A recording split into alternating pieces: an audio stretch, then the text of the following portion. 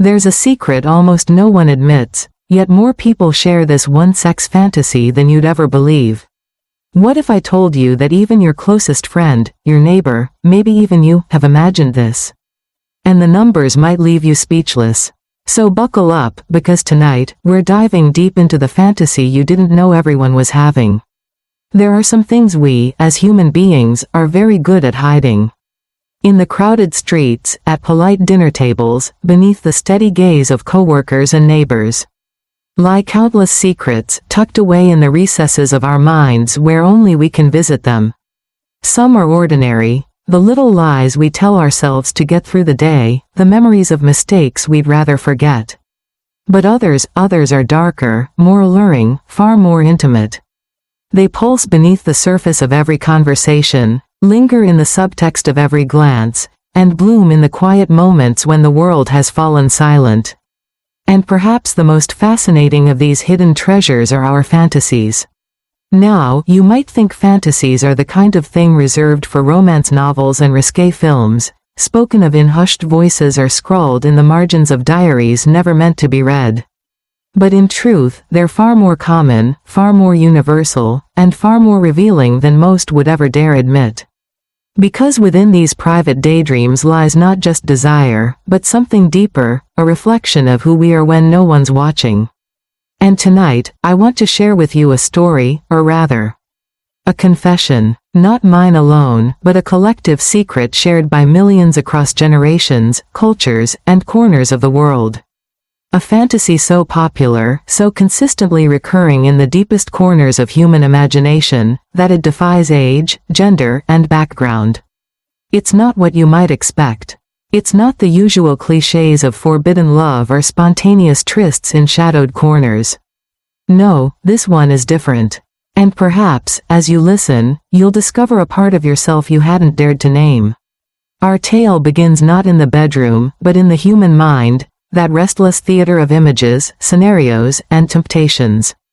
Because long before any act is carried out, it lives first in thought. And those thoughts, those vivid, unspoken fantasies, have a peculiar power of their own. For centuries, scholars, poets, and philosophers have speculated on the nature of human desire. The ancient Greeks believed in the duality of eros and thanatos, the drive for love and life, forever at odds with the pull of destruction. In Victorian England, fantasies were locked away beneath layers of repression and polite society, their existence hinted at only in coded language and scandalous gossip. And yet, across time, one particular theme has persisted, reappearing in old diaries, whispered confessions, and modern research alike. It is the fantasy of submission and control. Not always in the overt, theatrical sense that popular media might suggest, but often in subtler, more nuanced ways. The allure of surrendering decision-making, of being led into uncharted territories, of exploring the boundaries between dominance and vulnerability. It is not about pain, or punishment, or shame, though for some it might include those elements. At its heart, it is about release. The shedding of responsibility, the relinquishing of control, and the intoxicating freedom that comes from saying, if only for a moment, I trust you.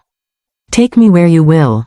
Recent studies suggest that an astonishingly high percentage of people, men and women alike, have entertained such fantasies. One particular survey, conducted quietly and anonymously, revealed that over 65% of respondents admitted to imagining themselves in scenarios where power was exchanged, control was handed over, or boundaries were tested. And among those, a surprising majority confessed to having never spoken of it aloud. It's not difficult to understand why. The world demands so much from us. We are expected to be in control of our careers, our relationships, our futures. To make decisions, stand firm, and carry burdens without complaint. And yet, beneath that stoic exterior, there exists a craving for softness, for surrender, for a moment unshackled from the weight of expectation. I remember an old woman once telling me, with the faintest smile playing at the corner of her lips, that the most dangerous thing in the world is a secret left unspoken. Because secrets have a way of growing, of morphing into monsters or miracles depending on how we choose to tend them. And fantasies, they are perhaps the most beautiful secrets of all. One man, a reserved accountant from a small town in Iowa, once confessed through an anonymous letter to a publication known for its discretion. He wrote of a lifelong fantasy, never acted upon, never spoken of to his wife of 27 years. In his mind, he imagined a world where, behind closed doors, he was no longer the decision-maker, no longer the dependable pillar of the household. Instead, he would give himself over entirely, allowing another to dictate the pace, the pleasure. The terms of his surrender. Not in violence, not in humiliation, but in a tender, commanding kind of intimacy that left him breathless even in thought. And he was not alone. A young woman from Paris spoke of something similar. A fantasy she'd carried since adolescence, though she'd learned early on to suppress it, for fear of being judged. Hers was a narrative of being desired so completely, so overwhelmingly, that resistance was rendered irrelevant. A fantasy not of danger, but of total immersion, where the world fell away and she belonged. If only for a moment, entirely to someone else's will. What unites these stories, across genders and cultures, is not the specifics of the act, but the essence of it, the yearning to relinquish control in a world that constantly demands it. There's a peculiar kind of magic in imagining a scenario where one is utterly desired, where the weight of decision is lifted, where pleasure is no longer a negotiation but a gift freely given and received. And for many, this fantasy is not merely about sex, but about being seen, completely, without pretense or performance. Psychologists suggest that such fantasies often serve as a psychological release valve. In the same way dreams help us process the events of our waking life, fantasies allow us to explore aspects of ourselves we might not be ready, or able, to confront in reality. They offer a safe space to rehearse, to imagine, to feel. And in doing so, they help us better understand who we are. It's worth noting, too, that these desires are rarely static. What one craves in fantasy might never be sought in waking life. The mind, after all, is an endless expanse, where the rules of logic and consequence do not apply. And therein lies its beauty. There's a story told by a therapist in a small coastal town who, after decades of quiet practice, began collecting the anonymous fantasies of her clients. With their permission, she compiled them, carefully, respectfully, never attaching names, only ages and the briefest of personal details. What emerged was a tapestry of human longing that transcended the expected. An elderly widower, in his 70s, imagined being gently overpowered by a partner half his age. Not for conquest, but for the aching tenderness of being wanted. A successful businesswoman confessed to recurring fantasies of being a captive queen, her crown and status rendered meaningless in the private chambers of a mysterious stranger. A devout pastor, struggling with the conflict between faith and flesh, dreamed of moments where heaven and sin blurred into something beautiful and terrible all at once. And so it goes, 1,000 variations on a single theme, the delicate dance between dominance and submission, between control and surrender. What makes this particular fantasy so enduring, so persistent across time, is its adaptability. It can be playful or serious, gentle or rough, elaborate or simple. It's a narrative into which each individual can weave their own characters, settings, and outcomes. And in doing so, they claim a small piece of freedom from the roles the world insists they play. Perhaps you, listening now, have entertained such a thought yourself. Perhaps in the quiet hours before sleep, or in the moments when your mind drifts away from the demands of the day, you've imagined a scenario in which you were no longer responsible, no longer expected to lead. A moment when you could simply feel. There is no shame in it. Desire, after all, is one of the few truly honest things about us. It reveals itself without permission, often inconveniently, and persists whether acknowledged or ignored. I suspect that part of what makes this fantasy so compelling is its duality. It offers both danger and safety, risk and sanctuary. In giving up control, one paradoxically takes control, choosing to surrender, on their own terms. It is not about weakness, but about trust. And in that trust, a kind of alchemy occurs.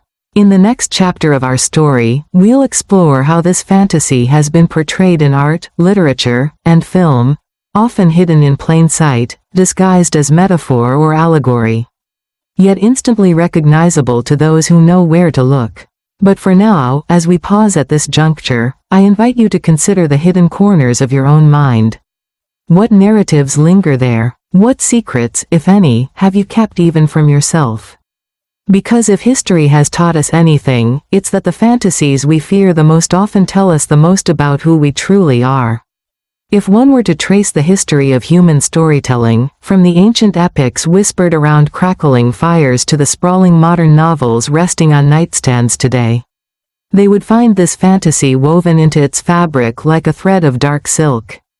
It hides in plain sight, cloaked in metaphor, dressed in allegory, and disguised as countless characters whose fates revolve around the delicate interplay of control and surrender. Long before contemporary cinema cast its alluring shadows, ancient myths spoke of gods and mortals locked in battles not just of might, but of will.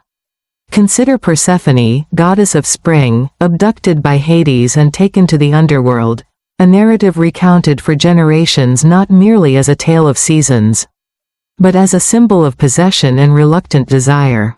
Though modern sensibilities recoil at its implications, those old stories carried within them echoes of the same fantasy that lingers in our private thoughts today. The idea of being wanted so absolutely that one's resistance is both futile and desired, not for conquest, but for the affirmation it grants the captor, and in turn, the captive. Literature has long been a mirror for these fantasies. The Bronte sisters, writing under the heavy constraints of Victorian propriety, laced their works with charged and spoken tensions. Wuthering Heights and Jane Eyre are not mere romances but psychological battlegrounds where characters wrestle with domination, submission, and the terror of their own desires. Heathcliff's wild, ungovernable nature, Mr. Rochester's brooding authority, these were not accidents, but carefully drawn reflections of the silent, collective longings of their readers. Even in poetry, desire blooms in coded language. In Sappho's ancient verses, the act of yielding to passion is described with such aching tenderness that it transcends centuries, whispering to modern readers in tones both ancient and familiar. Shakespeare, too, was no stranger to these themes. His sonnets and plays are dense with implications of power's seduction, of the sweet agony of surrendering to a force beyond oneself. And what of modern cinema? For all its gloss and spectacle, film has continued to tap into this vein of secret fantasy. From the torrid tension of Gone with the Wind to the charged exchanges in Eyes Wide Shut, audiences have been both scandalized and drawn to narratives that explore what it means to give in. Even the most buttoned-up dramas often carry a pulse of forbidden yearning just beneath their surface. It's no coincidence that franchises like 50 Shades of Grey, though critically maligned, found such a ravenous audience. It wasn't the writing, nor the overt eroticism, but the core fantasy at its heart, the notion of surrender without judgment, of being chosen, controlled, and cherished in equal measure. That paradox of domination not as cruelty, but as a twisted form of intimacy, is a powerful narcotic for the human psyche. Yet what fascinates is not the explicit, but the subtle. The unspoken glances in crowded rooms, the lingering touch that says more than words ever could, the moments in stories where a character chooses, or pretends to choose, powerlessness. It's in those slivers of narrative, often overlooked, that the most potent depictions of this fantasy reside. Art and storytelling, of course, merely reflect the culture from which they emerge. And for as long as these fantasies have existed in stories, they've existed in the hearts of the people consuming them. In private diaries, letters tucked away in old trunks, and anonymous confessions published in back pages of obscure journals, this craving has revealed itself time and again. A curious pattern emerges when one reads such accounts. Regardless of the era or setting, the essential elements remain the same: the relinquishing of decision, the thrill of helplessness tempered by safety, and the paradoxical sense of power in choosing to surrender. Consider a letter unearthed from a collection of Victorian correspondences, written by a young woman to her closest friend. In it, she confesses to imagining herself abducted by a dark, unknown figure, swept away from the suffocating expectations of her world. Not harmed nor shamed, but treasured, desired, and ultimately adored. The language is florid, the metaphors thick, but the core is unmistakable. An aching desire to be seen without artifice, to be wanted in a way that defies propriety.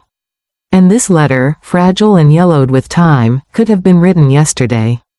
Modern psychology has begun to take these fantasies seriously, not as deviance, but as a natural outgrowth of the human need for connection, risk, and release. It's in those slivers of narrative, often overlooked, that the most potent depictions of this fantasy reside. Art and storytelling, of course, merely reflect the culture from which they emerge.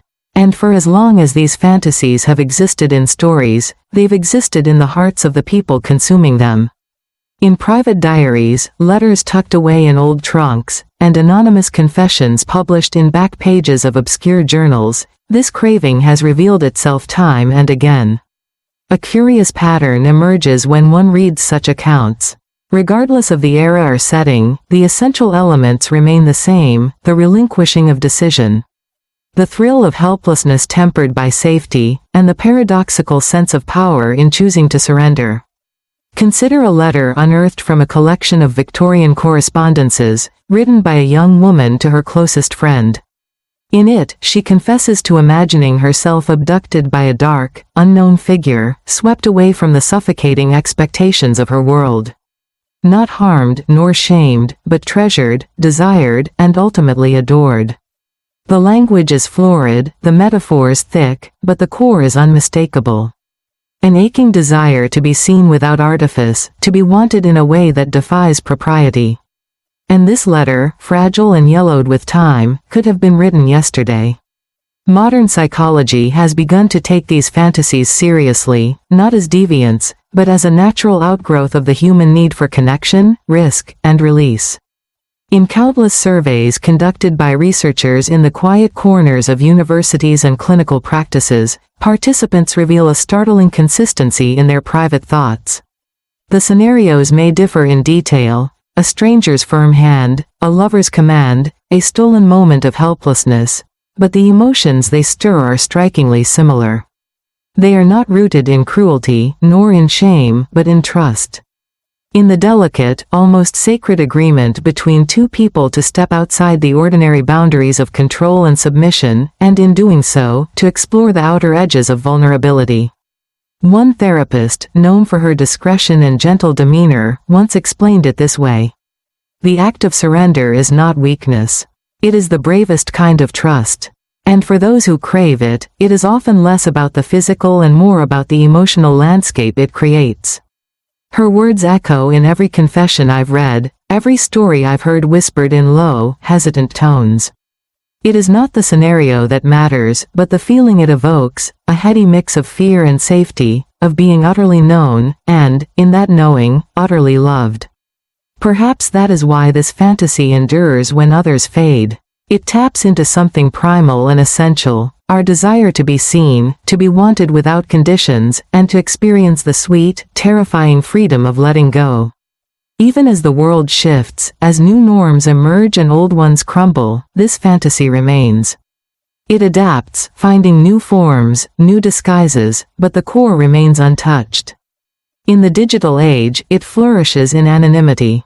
Online forums, hidden chat rooms, and private message boards hum with the unspoken desires of those who might never voice them aloud. Behind screen names and avatars, people reveal their most guarded fantasies, seeking understanding, validation, or simply the relief of confession. What's remarkable is not how many of these fantasies exist, but how often they mirror each other. Across continents, languages, and generations, strangers describe nearly identical scenes, sometimes gentle, sometimes fierce, always charged with the same emotional undercurrent. A soldier stationed overseas dreams of being blindfolded and led into the unknown by a lover whose face he never sees. A grandmother, long widowed, recalls the ache of being pinned beneath a husband who adored her, and longs for that loss of control once more. A young artist fantasizes about a patron who demands both her art and her body, offering neither apology nor explanation. The particulars shift, but the themes remain constant. In this way, our fantasies connect us, weaving an invisible thread between lives otherwise separate.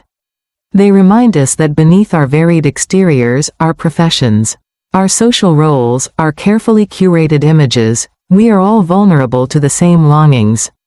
And it is in this vulnerability that the greatest intimacy lies. There is a truth rarely spoken in polite company, that desire does not wither with age, nor is it confined to the young and untested. On the contrary, fantasies often deepen as life progresses, enriched by experience, sorrow, and the slow accumulation of wisdom. What begins in youth as a vague, nameless craving often sharpens into something far more specific and cherished with time. One woman, widowed at 60, confessed that she had never allowed herself to acknowledge her fantasies until her husband passed. Not for lack of love, but out of fear, of judgment, of misunderstanding, of disrupting the delicate balance of their life together. And yet, in the quiet years that followed, she discovered a world within her own mind more vivid than she'd imagined possible.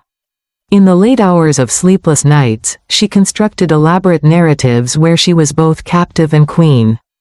Powerless and revered, she kept no journal, spoke to no one of it, yet described those imagined moments as the most honest she had ever known herself to be. This, too, is a kind of freedom. Fantasies are, in many ways, our truest language. They speak to us in symbols and sensations, revealing truths we might not dare articulate in words. They bypass reason and slip into the marrow of who we are, not to betray us, but to offer a reflection of our innermost selves. And while some will dismiss them as mere indulgence, those who understand their power recognize them for what they are, a sanctuary, a reckoning, and at times, a catalyst for change. In the chapters that follow, we'll explore how these fantasies evolve in relationships, how partners navigate the delicate act of revealing such private desires, and how trust, when nurtured, can transform fantasy into profound connection.